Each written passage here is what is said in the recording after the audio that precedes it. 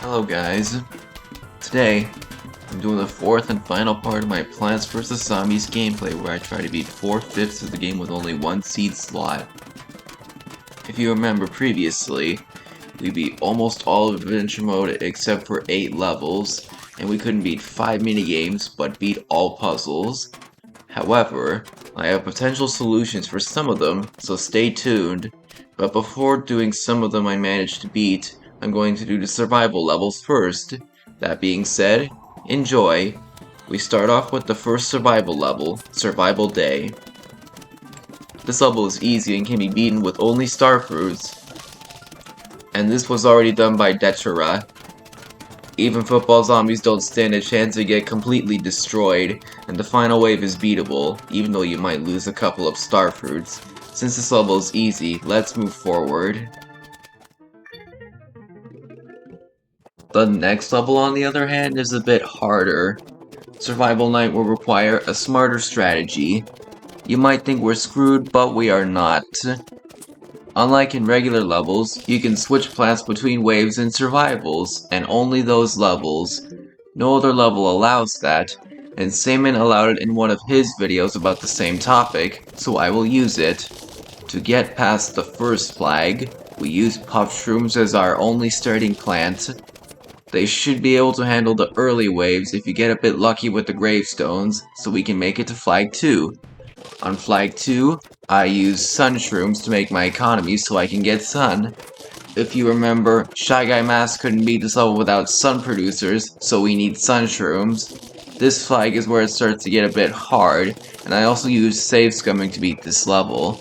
However, I still pulled through, despite getting buckethead zombies. I also planted a whole bunch in a single lane to maximize my economy. On flag 3, I used starfruits to attack the zombies with more firepower, and it worked very well.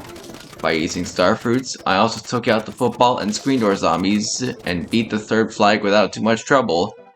On flag 4, I used walnut, but it wasn't exactly useful due to the high zombie pressure and since I got both dancing and football zombies. On flag 5, I went back to starfruits, and it worked. This level is impossible without sun producers, but it can be done with one seed slot per flag. With that, I guess we can just move forward.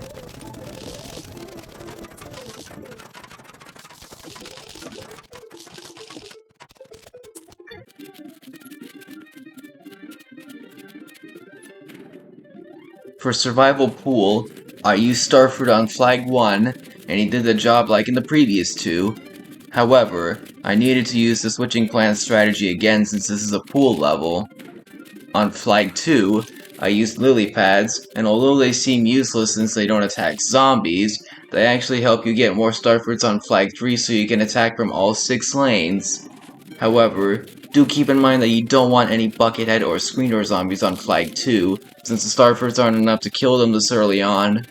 On flag 3, I used starfruit again, and he helped out a lot. On flag 4, I started using walnut to slow the zombies again. And unlike in Survival Night, he worked much better since there's no gravestones and more lanes. I also used him on flag 5, and I managed to successfully win. I also didn't notice at first, but when I played this level, I didn't reload a single time, unlike in Night. I put save states just in case, but won without reloading. This just goes to show how easy the game is.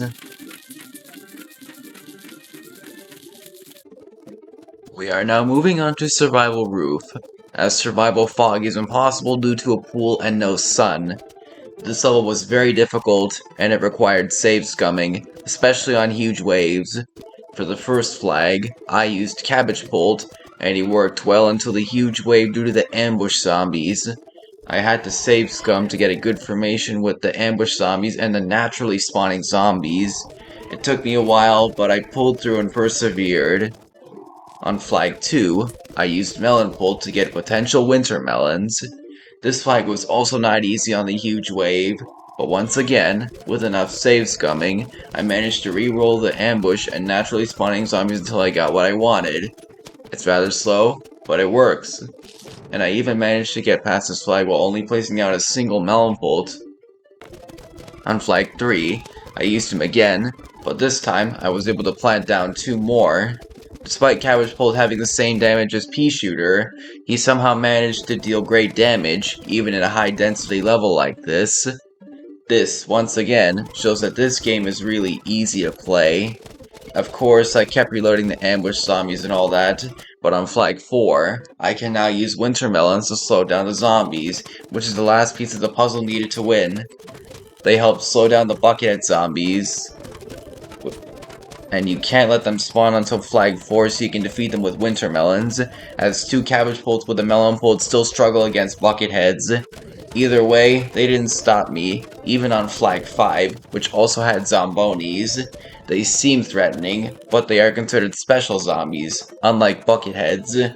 They can only spawn after a flag, along with balloon zombies, for those who didn't know. Anyways, after getting 3 Winter Melons, I used Jalapeno to help out in clearing crowded lanes, and it worked well. On the final wave, the 2 balloon zombies went into the lawnmower lanes, and I managed to incinerate the Zomboni and secure my victory. With that, I guess we can just move forward. Survival Day Hard is next, and although it's meant to be harder, it wasn't that hard thanks to a video I watched from Samen. If you use Kernel Pulse on the first 2 flags, you can get Cob Cannons later on, who will be really useful for big zombie crowds. However, you don't want to get dancing zombies on flags 3 and 4 like I did, since they cause more zombies to spawn. However, I managed to get through and got 2 Cob Cannons, although you'll want a weaker zombie like Newspaper or Screen Door. Despite that, I still got past this flag.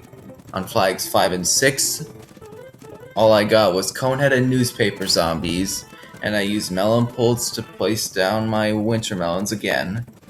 However, that occurred on flags 7 and 8 since I used Cob Cannon on flags 5 and 6. On flags 7 and 8, I got Ladder and Screen Door zombies, but they were still fairly easy to beat. However, on flags 9 and 10, I got Football, Catapult, Dancing, Jack-in-the-Box zombies, and Gargantuars all at once. I had to use Umbrella Leaf to not lose my hard-earned Cob Cannons to Catapult zombies, and this level was very difficult. However, I still barely managed to beat this level, despite everything. Like, seriously. Pay attention to how close this win was at the very end. Sadly, Nightheart isn't so nice to us.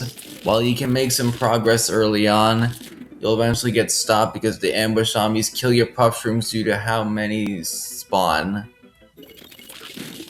Coneheads and Bucketheads overwhelm them, and even if you get weak zombies like Newspaper and Jack, we still cannot fight back. This level is humanly impossible. For Survival Pool Hard, I used Starfruits for the first 2 flags again since there's a pool. I managed to get past this and the Buckethead zombies early on, but once I got to flags 3 and 4, I had to bring Kernel Pulse so I could get the Cob Cannons again. However, this strategy is incredibly risky, as the economy is very limited and the zombies are in big crowds. To even stand a chance, I had to get weak zombies like Coneheads and Newspapers only. And although it wasn't supposed to work, it did, and I barely got past this flag with my Kernel Pulse and Starfruits. On flags 5 and 6, Cob Cannon carries me again. However, I got Zombonis and Digger zombies on this wave, but still managed to defeat them with enough save scumming. And I finished this flag with 3 Cob Cannons. On flags 7 and 8, I brought Cob Cannon again to finish setting them up. Dancing zombies and Zombonis aren't so much of a threat once you have 4 Cob Cannons, and on flags 9 and 10, I brought in some Starfruits. On this final flag, I got Zombonis, Jack-in-the-Box zombies, Bucketheads, and Gargantuars. However, not even Gargantuars are a match for 4 Cob Cannons, and this level is possible with 1 seed slot.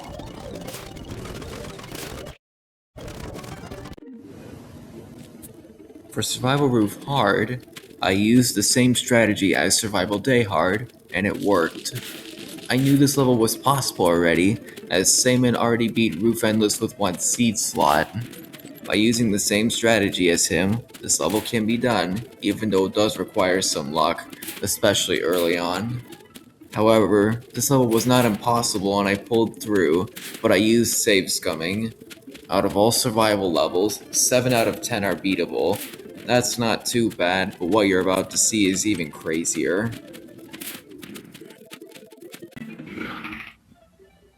I went back to 3-1, a level I previously failed to complete with this restriction.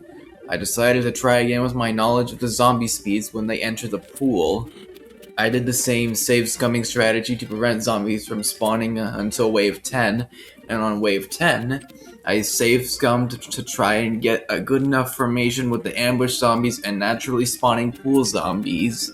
This part is very hard, as the ambush zombies have to spawn far enough to the right of the screen, and the naturally spawning pool zombies have to go fast when they enter the pool to keep up with the ambush zombies.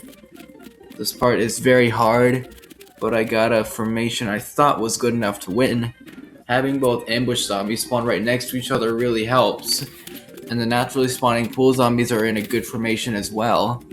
With this, I put a save state and reloaded this part until I eventually achieved this.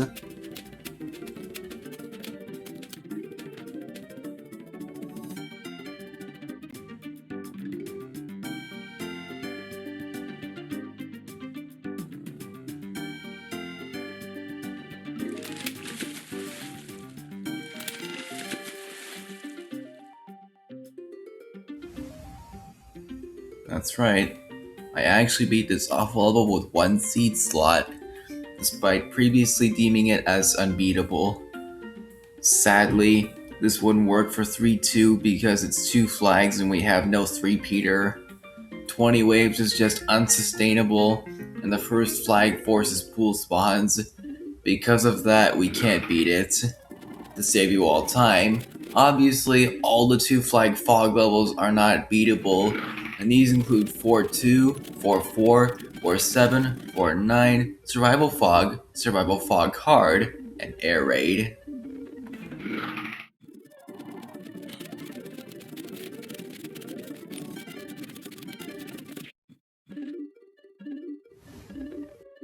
However, moving on to 3-4, another level I previously failed, I decided to try this one again.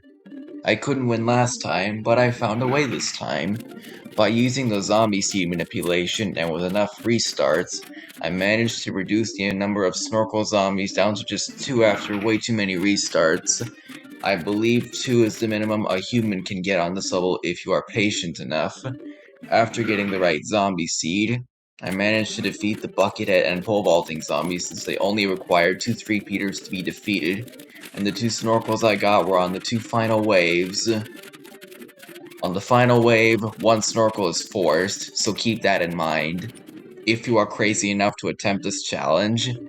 This level is somehow possible with 1 slot, and Shy Guy Mask struggled with 2, but I beat it with 1.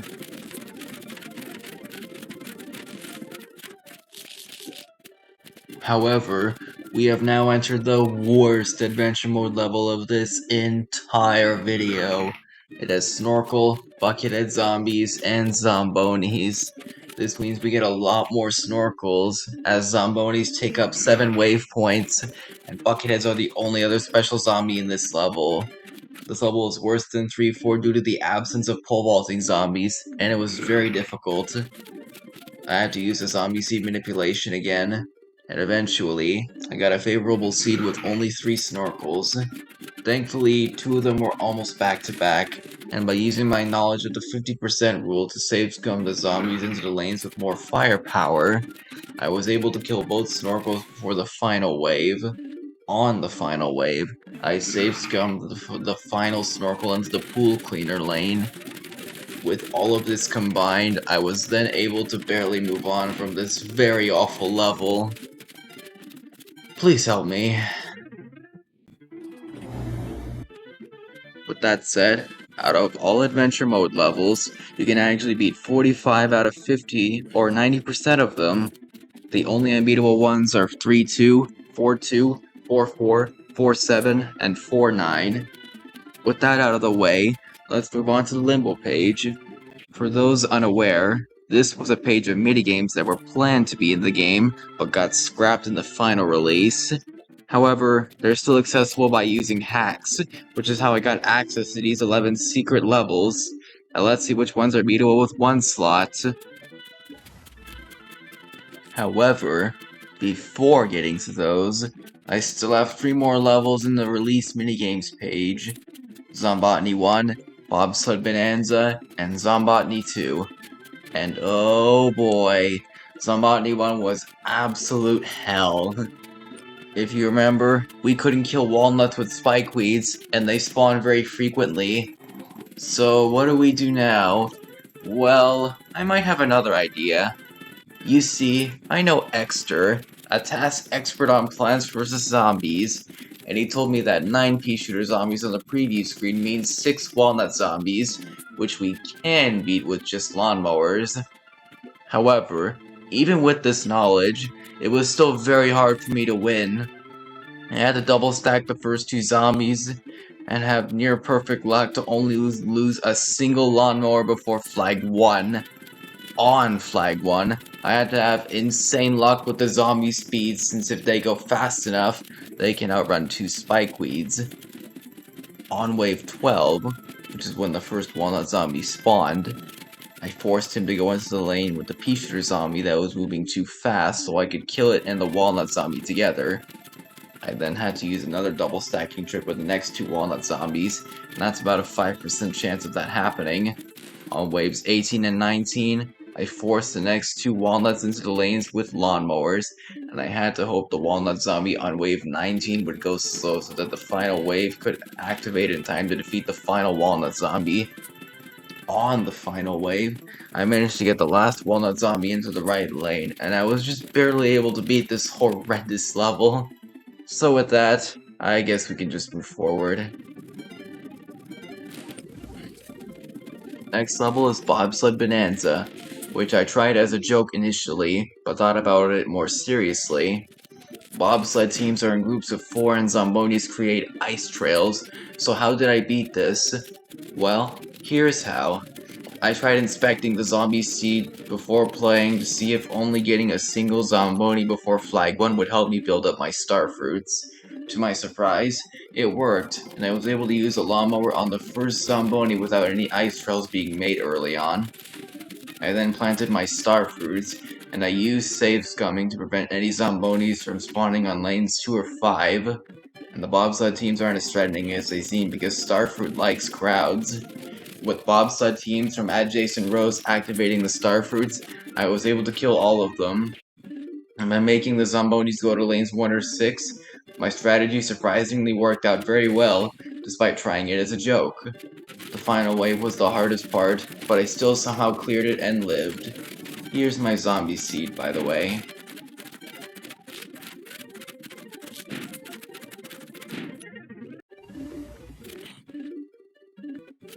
But after that, we've officially entered the worst level in this entire video, Zombotany 2.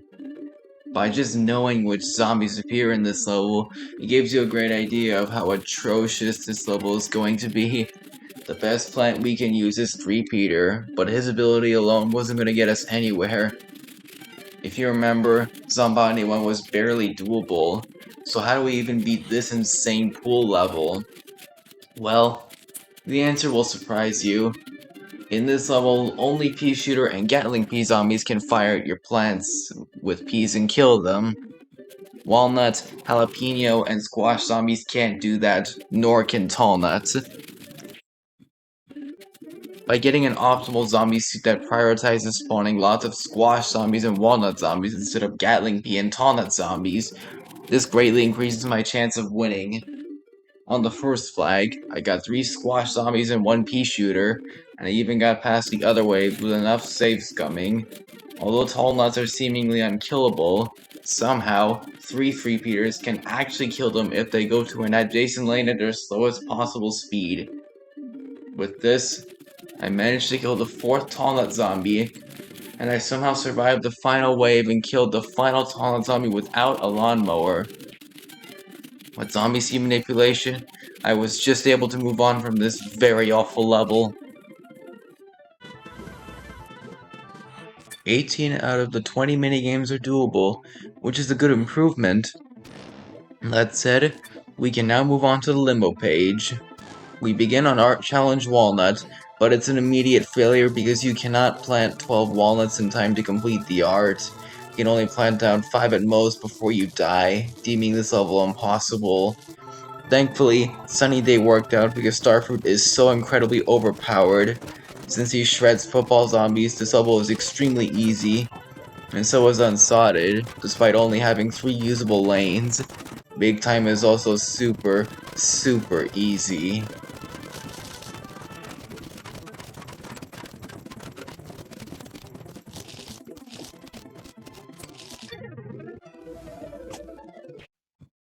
However, High Gravity was a harder level. I skipped Art Challenge Sunflower because it requires 3 plants to complete the giant sunflower, and Air Raid is balloon zombie spam at night, which we can't beat. For this level, I had to use Chompers since the catapult plant's projectiles are dragged down by high gravity.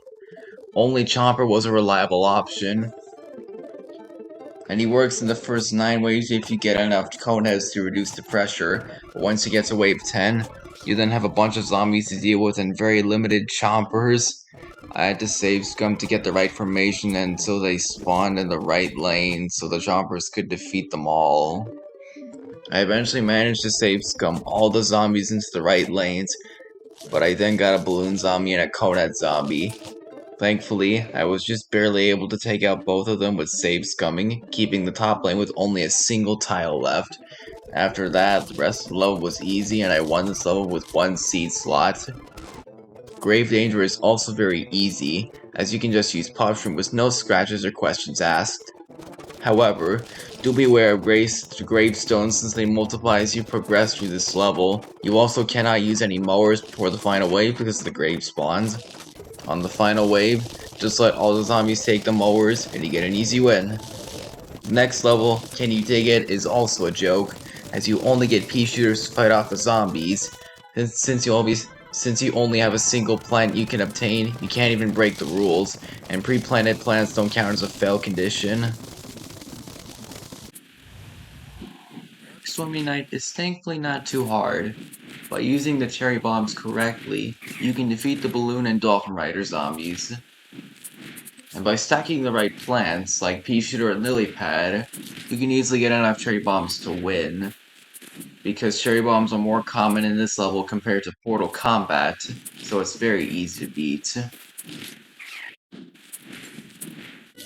However, we are now approaching Bungee Blitz, the true final level. And oh boy, where do I even begin? This level took me 10 entire hours to beat, and it was insanely tough. It's 5-5, but with an extra flag. 5-5 was easy, but this one is much harder. Due to having an extra flag, that means a lot more zombies will spawn. At first, I tried Chompers, but they got overwhelmed by the huge swarms of zombies after the first flag. No, second flag. This level also has cherry bombs, but that's not a free win. It's because this is a roof level, where you can only plant in flower pots, so save scumming alone isn't enough. Honestly, I can't believe how much of this game I've learned. All the insane tricks I've pulled off to get to this point, like save scumming, exploiting my knowledge on zombie seeds and how zombies spawn, and conjuring black magic to avoid having to die to these annoying zombonis. And I don't even speedrun this game or know how to take it apart, like guys like Extra Easy Speezy. Honestly, trying to beat the game without any sun producers is nothing compared to this. However, by digging around related videos, only one piece of feedback was left through a video. A player named Samen managed to successfully beat 410 with 20x HP. I'll link his video in the description.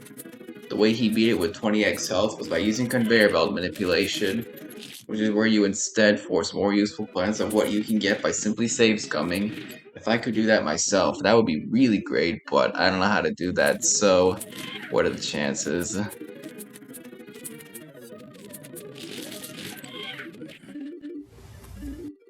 Don't worry, my viewers. Hold on to your brains. Because, as it turns out, this game is broken like I never would have guessed. I see players breaking this game all the time due to their incredible knowledge. Guys like Samen know how the conveyor belt works and how to beat hard levels. Of course, I'm always using green tools, which explains why I've never pulled this off until now. Despite the insane difficulty, I did something incredible on this seemingly impossible level. May I present to you, for the greater goal of the one-slot challenge, the greatest victory a player has ever seen.